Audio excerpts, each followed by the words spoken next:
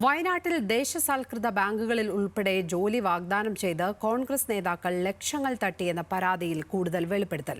മകന് ജോലി വാഗ്ദാനം ചെയ്ത് കോൺഗ്രസ് നേതാക്കൾ ലക്ഷങ്ങൾ കൈപ്പറ്റിയെന്ന് കോൺഗ്രസ് പ്രവർത്തകനായ നെന്മേനി സ്വദേശി ഐസക് താമരശാലി.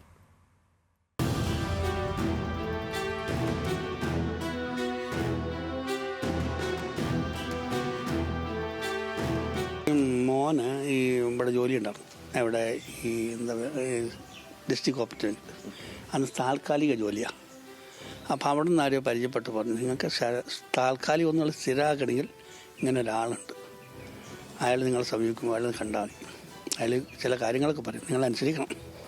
അങ്ങനെ പറഞ്ഞിട്ടാണ് അയാൾ എന്നെ കണ്ടു, എന്നെ വിളിച്ചു.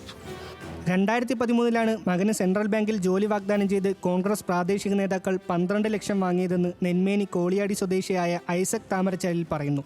തുടർന്ന് ജോലി ലഭിക്കാതെയായപ്പോൾ പരാതിയുമായി കോൺഗ്രസ് നേതാക്കളെ സമീപിച്ചു. കേന്ദ്രത്തിൽ കോൺഗ്രസിന് ഭരണം നഷ്ടപ്പെട്ടതുകൊണ്ട് ദേശസാൽകൃത ബാങ്കുകളിലെ തൊഴിൽ നിയമനങ്ങളിൽ ഇനി ഇടപെടാൻ കഴിയില്ലെന്നായിരുന്നു വിശദീകരണം. പകരം കോൺഗ്രസിന്റെ കീഴിലുള്ള സുൽത്താൻ ബത്തേരി അർബൻ ബാങ്കിൽ നിയമനം നൽകാമെന്നും വാഗ്ദാനം ചെയ്തു. ഇതിനായി 5 ലക്ഷം കൂടെ അധികം കൈപ്പറ്റി. മറ്റ് വഴികളില്ലാതെയാണ് ഐസക് പണം കൈമാറിയത്. ഇങ്ങനെ 17 ലക്ഷം രൂപ ആകെ കൈമാറി. അവർ പറഞ്ഞു 30 ലക്ഷം രൂപയാണ് നിലവിൽ ഇപ്പോൾ കിട്ടുന്നത്. 25 കുറഞ്ഞ ആൾക്ക് ഇത് കുറച്ചിട്ട് പോലുമില്ല. അതുകൊണ്ട് 30 ലക്ഷം വരെ കൊടുക്കാൻ ആൾ കുറച്ചവരുണ്ട്. അപ്പോൾ അങ്ങനെ പറഞ്ഞപ്പോൾ ഞാൻ പറഞ്ഞു, അതിൻ്റെ അടുത്ത് കാര്യമില്ല, ഞാൻ 1 ലക്ഷം വരത്തില്ല, സമ്മതിക്കില്ല, ഞാൻ 2 ആക്കി ഇതെല്ലാം. അങ്ങനെ ഇവരെ കൂടി അവിടെ മധ്യസ്ഥയിൽ 2-3 മണിക്കൂർ കൊണ്ടാണ് ഞങ്ങൾ 17 ലക്ഷം രൂപയ്ക്ക് തീർക്കുന്നത്.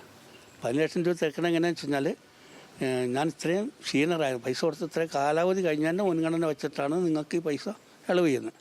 എന്നാൽ പരാതികൾ ഉയർന്നതോടെ അർബൻ ബാങ്കിലെ നിയമനവും പിന്നീട് റദ്ദാക്കി. അതോടെ ജോലി ലഭിക്കില്ലെന്ന് ഉറപ്പായി. പിന്നാലെ നിരന്തരം പണം തിരികെ ആവശ്യപ്പെട്ട് അർബൻ ബാങ്കിലെ ഡയറക്ടർ ബോർഡ് മുൻ അംഗം കെ ഗോപിനാഥൻ ഉൾപ്പെടെയുള്ളവരെ സമീപിച്ചതോടെ 8 ലക്ഷം തിരികെ കിട്ടി. ബാക്കിയുള്ള പണം വൈകാതെ എത്തിക്കാമെന്നാണ് ഇടനിലക്കാരായ പ്രാദേശിക കോൺഗ്രസ് നേതാക്കളുടെ ഉറപ്പ്.